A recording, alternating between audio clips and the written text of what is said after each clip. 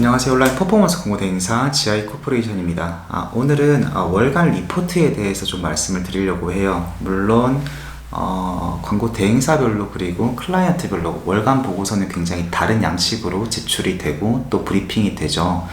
그런데 저희가 지금 이제 말씀드릴 리포트는 결국에는 검색 광고가 굉장히 중요한 그러한 이제 클라이언트이기 때문에 해당 그 클라이언트 성격에 맞춰서 이제 리포트를 제작을 했고요. 결국에 브리핑을 할 때 어떠한 내용을 위주로 말씀을 드리는지 조금 이번 영상에 담으면 좋을 것 같아서 진행을 하게 되었습니다.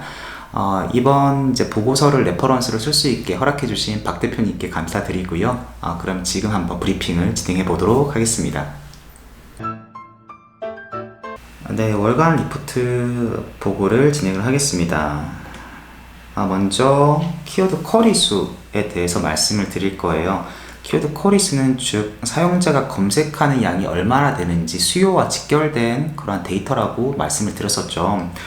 보시면 저희가 하고 있는 업종 자체가 자전거이기 때문에 자전거 그리고 자전거에서 파생된 여러 가지 그런 카테고리 그리고 경쟁사들에 대한 키워드 쿼리 수를 같이 한번 살펴보고 있어요. 전월 대비했을 때 자전거라는 키워드 자체는 이제 5월과 6월 비교했을 때 6%가량 키워드 쿼리가 빠졌습니다. 즉 자전거를 검색하는 사용자의 그런 수가 많이 빠졌고 수요가 결국엔 감소했다라고 볼 수가 있고요. 반면에 픽시라는 자전거가 있어요. 픽시는 중고생들에게 굉장히 인기가 있는 자전거 카테고리고요. 5월과 6월을 비교했을 때 약 4%가량 키워드 쿼리가 증가하면서 조금 더 구매에 대한 수요가 증가했다라고 볼 수가 있습니다. 전반적으로 자전거에 대한 이 시장이 그 22년도 대비했을 때는 많이 감소한 것을 확인할 수가 있고요.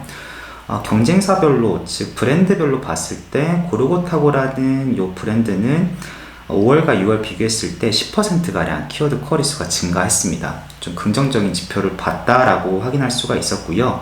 나머지 브랜드들은 사실상 좀 마이너스 즉 감소세를 보이고 있으면서 쿼리 수가 좀 크게 빠진 것을 볼 수가 있죠. 특히나 라이트 브라더스라는 브랜드는 37%가량 쿼리 수가 빠졌고요. 저희가 흔히 알고 있는 삼천리 알톤 자전거 또한 16%, 14%가량 쿼리 수가 빠졌음을 확인할 수가 있었습니다. 반면에 모토별로 즉 전기 자전거로 굉장히 유명하죠. 해당 브랜드는 전년 동기와 비교했을 때 27%가량 키워드 쿼리가 증가하면서 전년보다는 조금 더 좀 긍정적인 그 수요를 보이고 있다라고 해석할 수가 있습니다.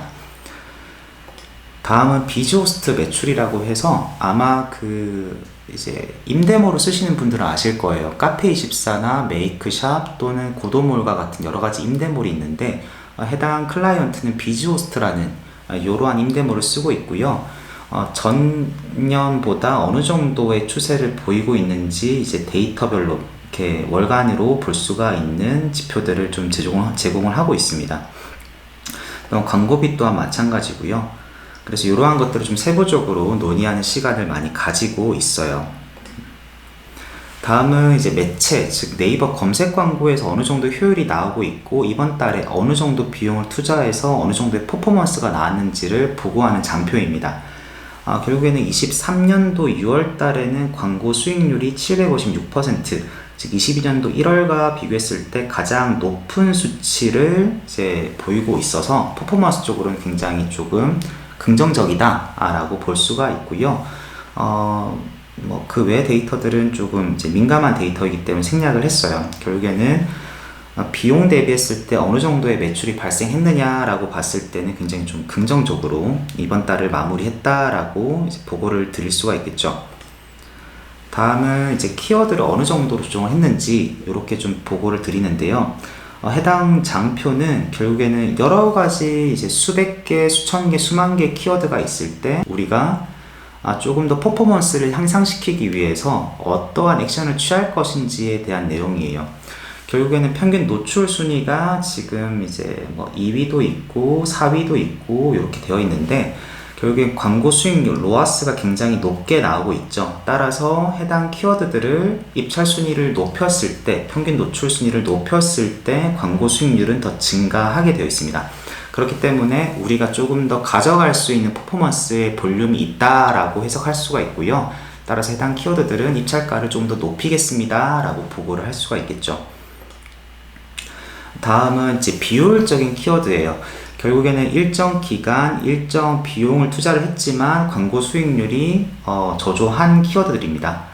해당 키워드들은 이제 평균 노출 순위가 또 높게 측정이 되어 있어요. 결국에는 1, 2, 3순위를 차지하고 있지만 수익이 발생하지 않은 키워드들은 당연히 입찰가를 낮추고 순위를 좀 다운시켜야겠죠. 다음은 이제 파워링크 쇼핑 검색으로 세부적으로 나눴을 때예요.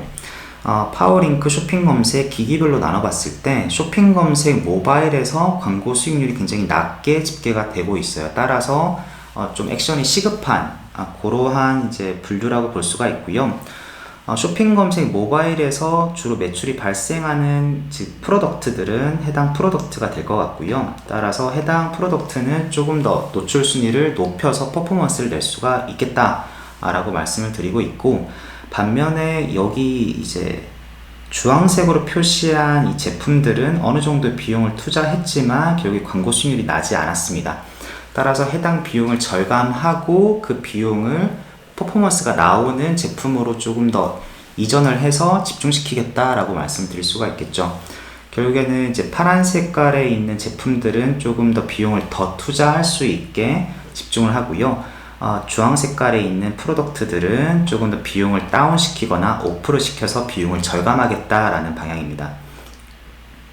추가적으로 이제 시간대별로도 이제 퍼포먼스, 즉 효율을 쪼갤 수가 있어요. 주로 우리가 광고가 노출이 24시간 동안 될 때 광고 수익률이 높은 시점이 있고 낮은 시점이 있어요. 조금 더 퍼포먼스가 나오는 시간대에는 입찰가를 높여서 좀 더 상위 입찰을 가져갈 필요가 있고요. 퍼포먼스가 나오지 않는 이러한 빨간색 시간대는 입찰가를 낮춰서 비용을 좀 절감해서 운영을 해야 한다라고 말씀을 드리고 있습니다. 다음은 이제 캠페인과 광고 그룹을 모두 다 쪼개 보았을 때 성과들이에요. 결국에는 그 빨간색으로 표시한 캠페인 그룹들은 노출 순위를 하향을 시켜서 조금 더 비용을 절감해야 되는 그러한 그룹으로 볼 수가 있고요. 파란색 선은 우리가 효율적으로 효율이 발생하고 있는 그룹이기 때문에 노출 순위를 좀 더 높여서 운영을 해야 한다라고 이제 결론을 내릴 수가 있습니다.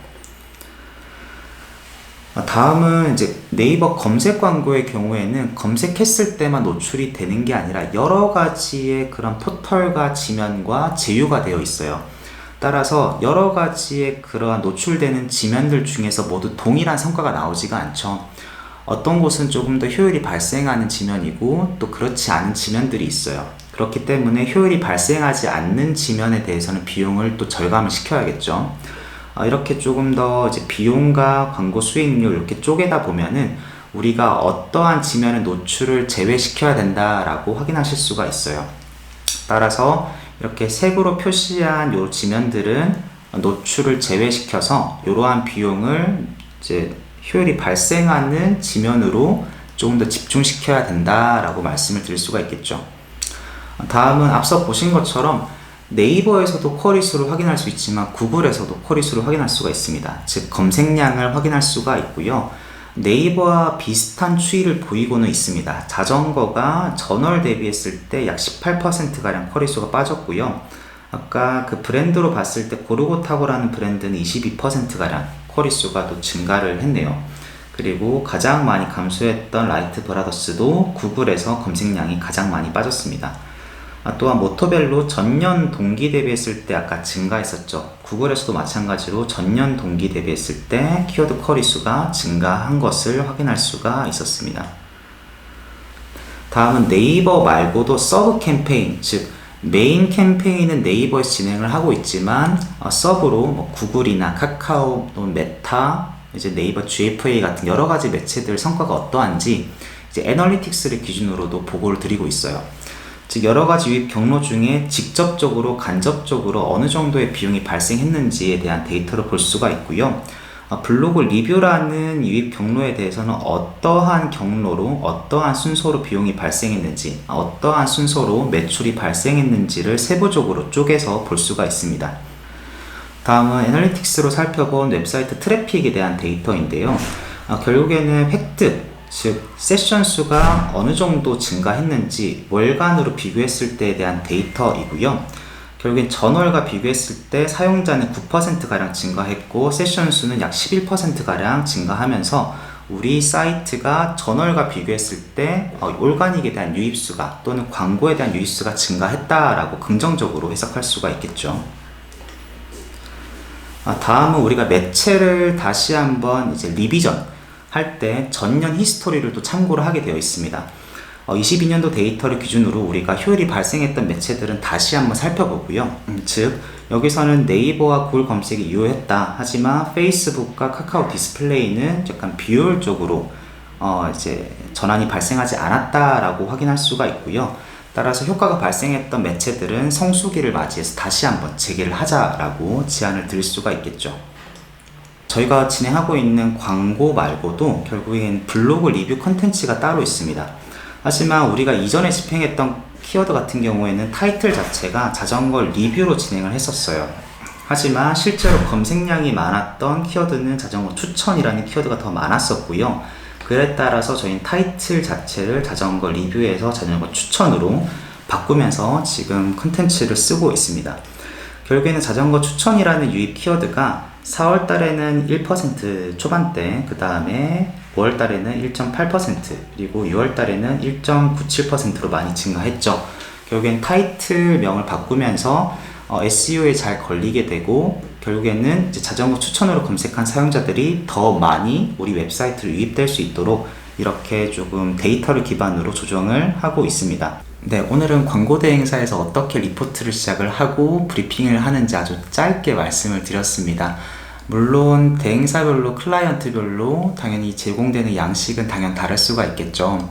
관련해서 궁금하신 부분이 있으면 댓글 또는 웹사이트에 문의를 남겨주시고요. 장마가 끝나고 이제 무더위가 시작이 됐어요. 모두들 건강관리 잘 하시길 바라겠습니다. 네, 이상으로 GI 코퍼레이션이었습니다.